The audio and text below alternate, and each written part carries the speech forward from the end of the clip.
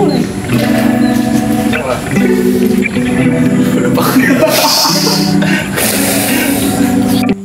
teman-teman semua, kembali lagi di Kesma Talk. Di sini aku Gus Ade. Aku di sini nggak sendirian. Di sini aku ditemenin sama Mas B. Dia merupakan salah satu alumni ISMA tahun 2022.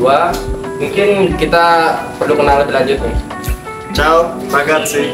Mi chiamo Abian Yusrin. Nama aku Abian Yusrin, also known as B, as my friends call me.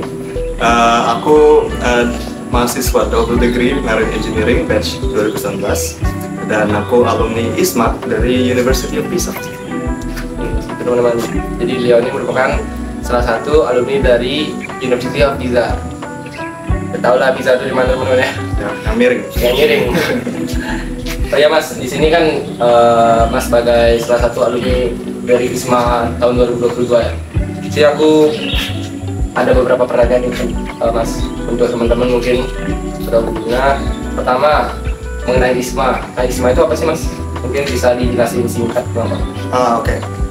ISMA, also known as Indonesian International Students Mobility Awards, itu sebenarnya program LPDP yang emang mendukung para mahasiswa-mahasiswa di Indonesia, universitas manapun yang di-list oleh LPDP itu sendiri untuk exchange 1 semester ke luar negeri dengan universitas pilihan mereka sendiri.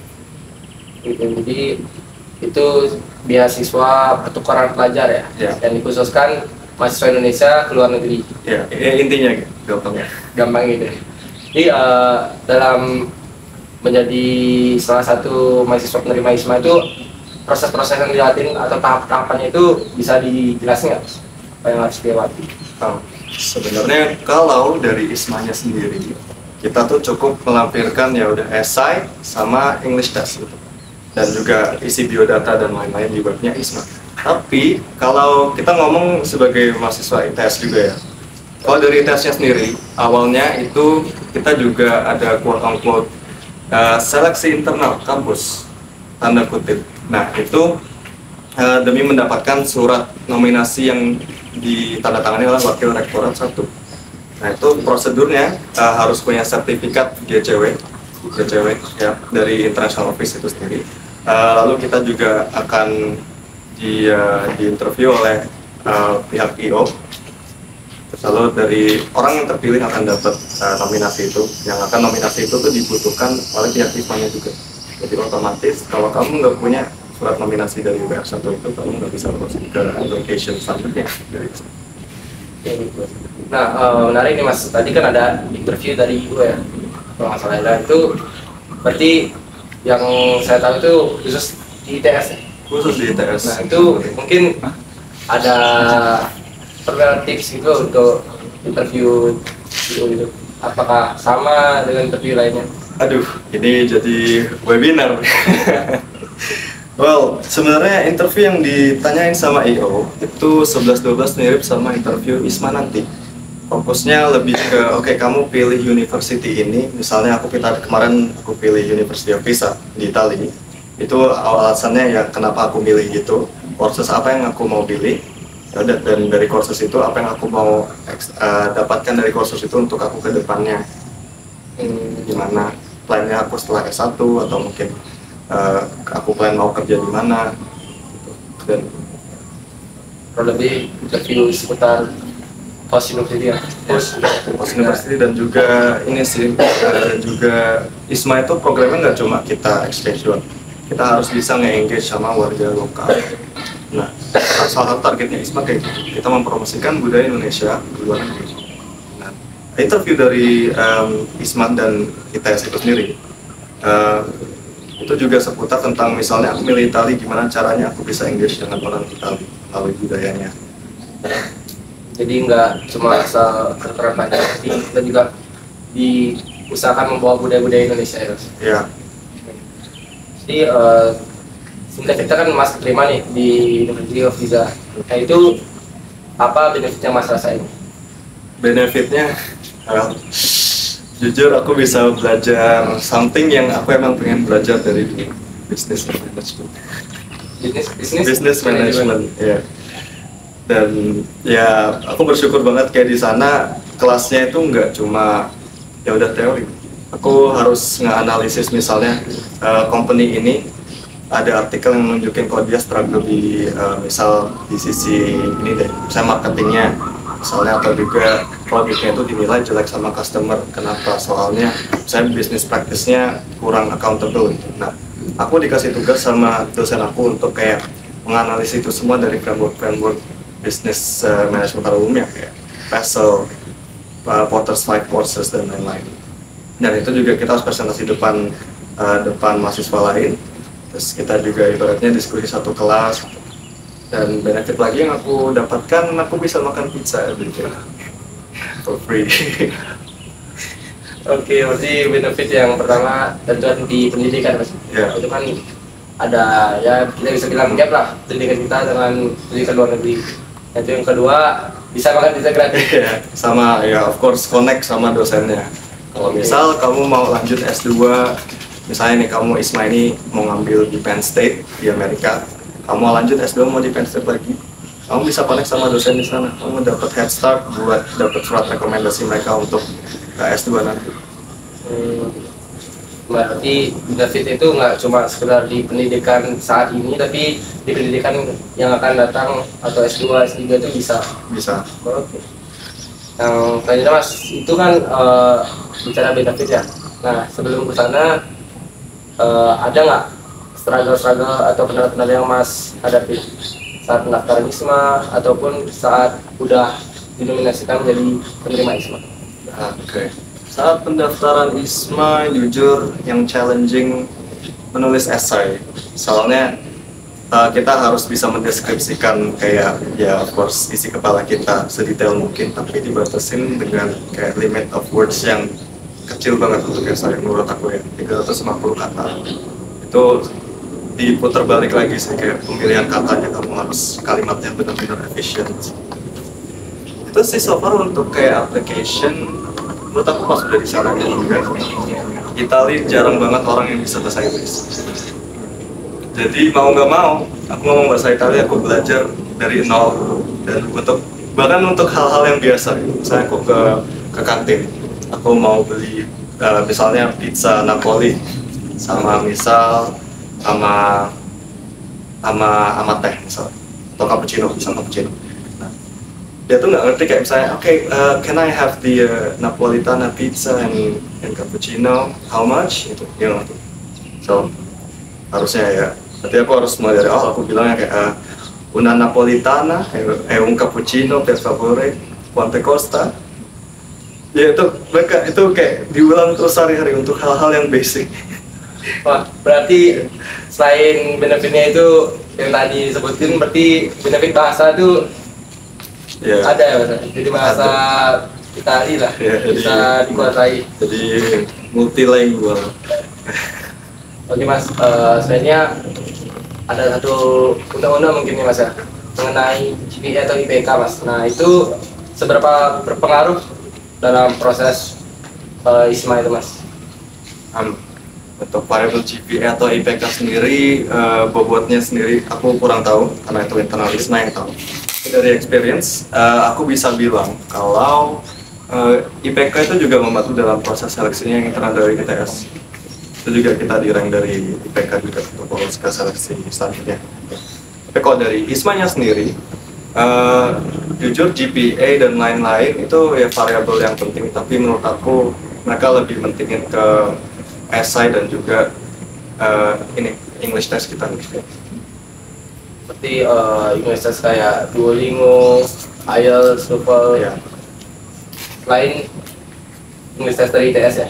Ya, signing English test dari ITS ya. Itu teman-teman di IPK itu sangat ya bisa dibilang berpengaruh, tapi tidak yang utama Mas.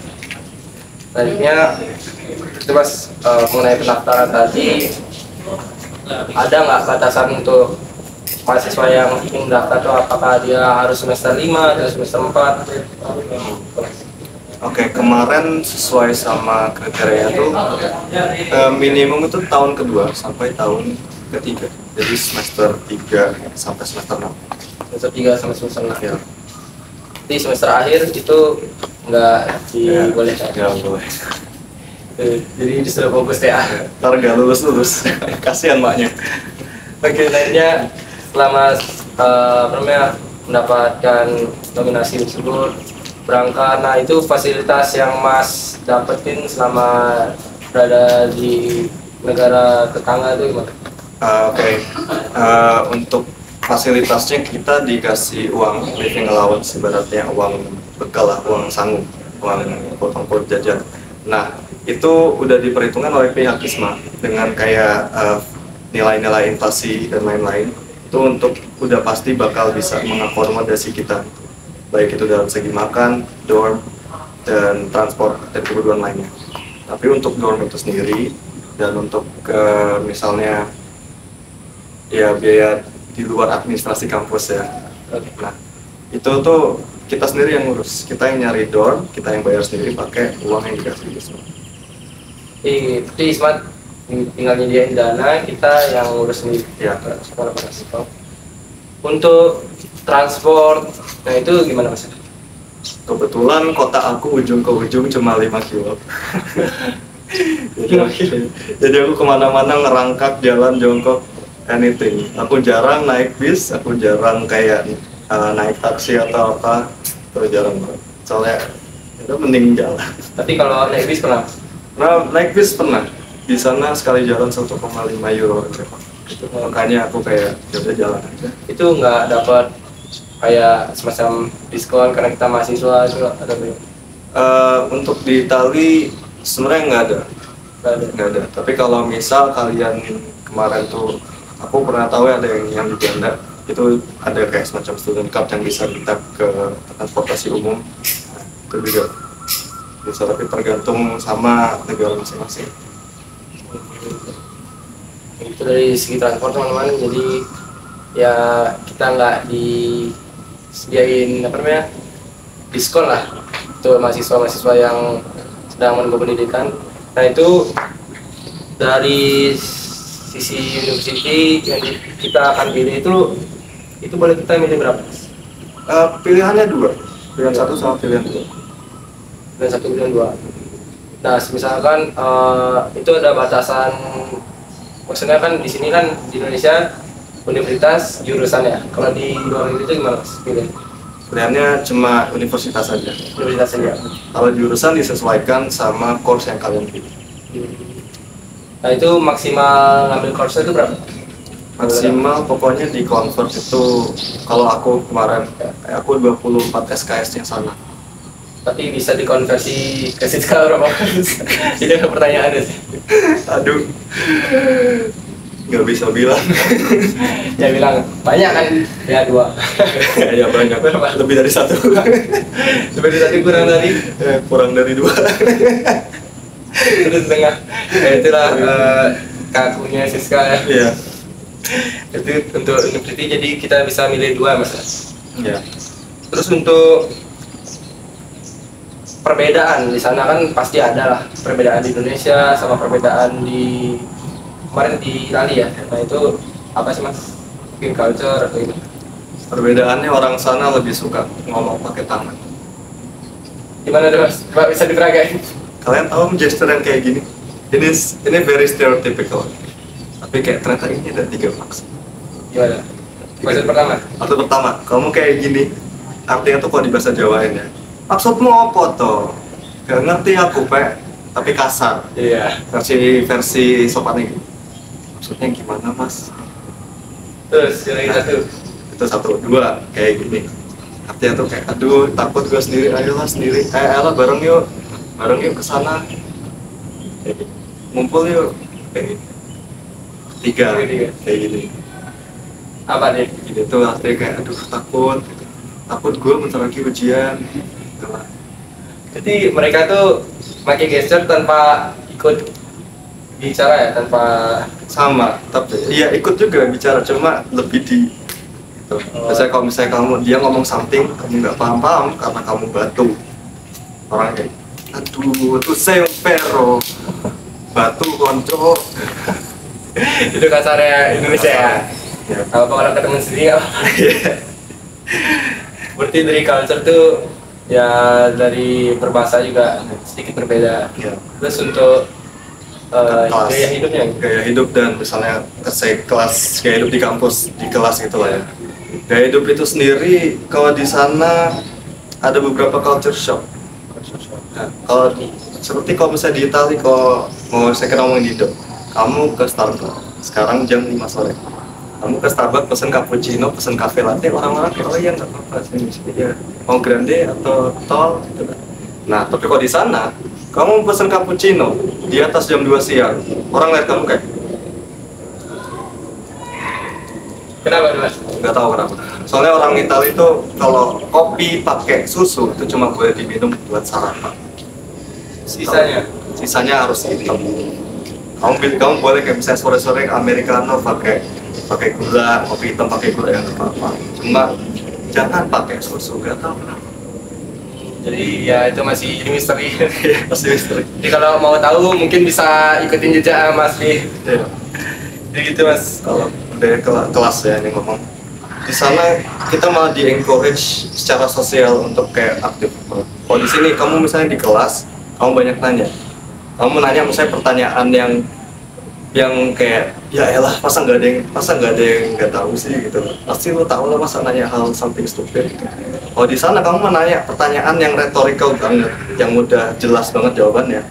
Orang tuh kayak ya udah nggak bakal ngejek kamu atau apa itu. Kamu makin sering nanya, dosen kamu makin lebih dekat sama kamu ya of course. Tapi juga dalam hal sosial, kamu makin banyak teman yang mau ngomong.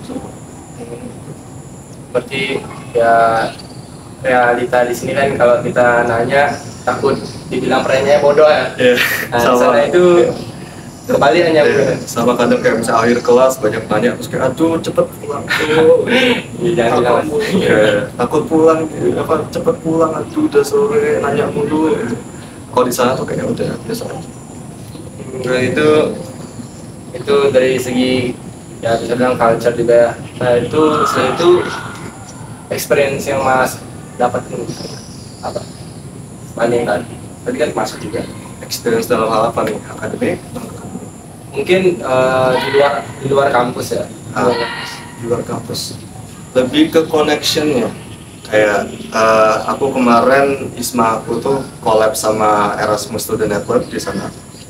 Ya kita juga ngenalin budaya Indo di sana. Kita kebar, kita coba ngasih lomba-lomba khas Indo gitu, kayak makan kerupuk, sama kelereng, sama yang kelereng dimasukin ke sendok, nah kayak gitu. Dari itu juga kita belajar budaya Itali juga, kayak saling interchange gitu. Ya gitu deh experience-nya luar kampus. Jadi kemarin bawain permainan-permainan di Indonesia, bisa dibilang gitu. Terus untuk kemarin kan udah jalanin bisa bilang 1 semester ya, semester di University of Pisa. Nah itu nilainya yang Mas dapat di sana itu gimana Mas? Maksudnya dari kan dibawa ke Indonesia nih ke ITS, itu apakah nilainya sama atau ada perubahan? Sama dalam hal rasio. Soalnya kalau misalnya di ITS kan misalnya A itu dari 100 sampai 86 dan seterusnya. Kalau di Itali itu range-nya dari 1 sampai 30. Kalau misal aku dapat 28 dari 30, kan tinggal dicari desimalnya. Nah, itu bisa langsung convert ke A, B, C, D, E-nya ITS. Di sana range-nya 1 sampai 30. 30 paling tinggi. Kita perlu kurangin gitu Mas. Biar nggak terlalu nilai 80, 85, ya 30 udah bagus kalau di Itali.